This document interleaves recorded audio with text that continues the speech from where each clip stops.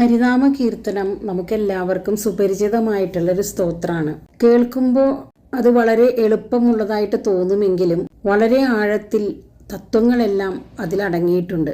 ഇതിലെ ശ്ലോകങ്ങൾ അർത്ഥം മനസ്സിലാക്കി വായിക്കണം, പഠിക്കണം എന്ന് ഈശ്വരാനുഗ്രഹം കൊണ്ട് എനിക്ക് തോന്നി. MS ചന്ദ്രശേഖര വാര്യരുടെ ഹരിനാമ കീർത്തനം വ്യാഖ്യാനം പുസ്തകം ഓൺലൈനിൽ നിന്ന് വാങ്ങി അത് വായിച്ച് പഠിച്ച് അർത്ഥമൊക്കെ മനസ്സിലാക്കി. അപ്പോൾ ഞാൻ മനസ്സിലാക്കിയിട്ടുള്ള കാര്യങ്ങൾ കുറച്ച് പേർക്കെങ്കിലും എത്തിക്കണമെന്ന് തോന്നിയപ്പോഴാണ് ഞാനൊരു യൂട്യൂബ് ചാനൽ, ആധ്യാത്മിക ചാനൽ തുടങ്ങിയതും. അതിൽ ഈ പുസ്തകത്തിനെ ആസ്പദമാക്കിയിട്ടാണ് അർത്ഥമെല്ലാം പറഞ്ഞിരിക്കുന്നത്. ആദ്യം മുതൽക്ക് കേൾക്കണമെന്ന് താല്പര്യമുള്ളവർക്ക് പ്ലേലിസ്റ്റിൽ പോയിട്ട് കേൾക്കാവുന്നതാണ്.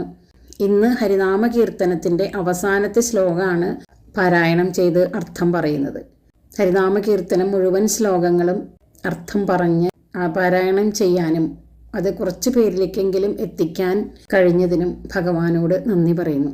ഭഗവാൻ നാരായണൻ എല്ലാവരെയും അനുഗ്രഹിക്കട്ടെ എന്ന് പ്രാർത്ഥിക്കുന്നു. ഓം നമോ ഭഗവതേ വാസുദേവായ.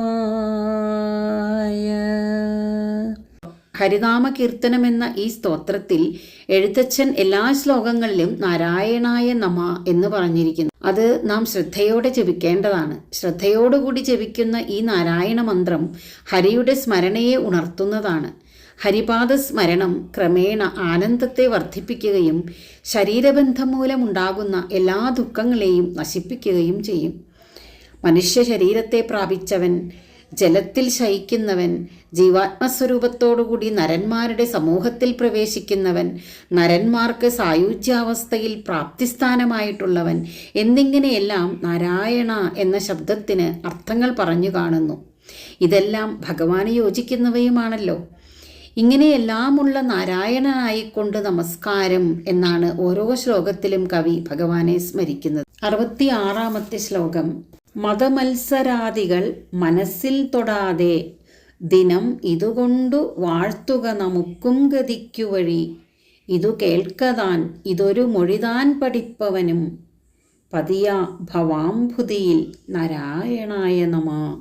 മതം, മത്സരം തുടങ്ങിയ ദോഷങ്ങൾ മനസ്സിലേശാതെ എല്ലാ ദിവസവും ഈ സ്തോത്രം കൊണ്ട് ഭഗവാനെ വാഴ്ത്തുവിൻ.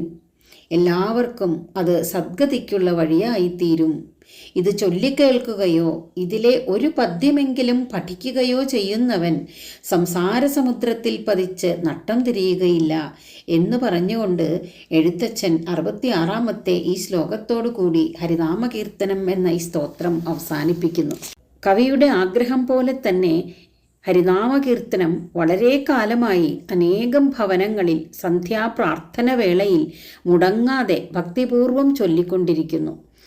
നാരായണ അവിടത്തേക്കായിക്കൊണ്ട് നമസ്കാരം. മതമത്സരാദികൾ മനസ്സിൽ തൊടാതെ ദിനമിതു കൊണ്ടു വാഴ്ത്തുക നമുക്കും ഗതിക്കു വഴി.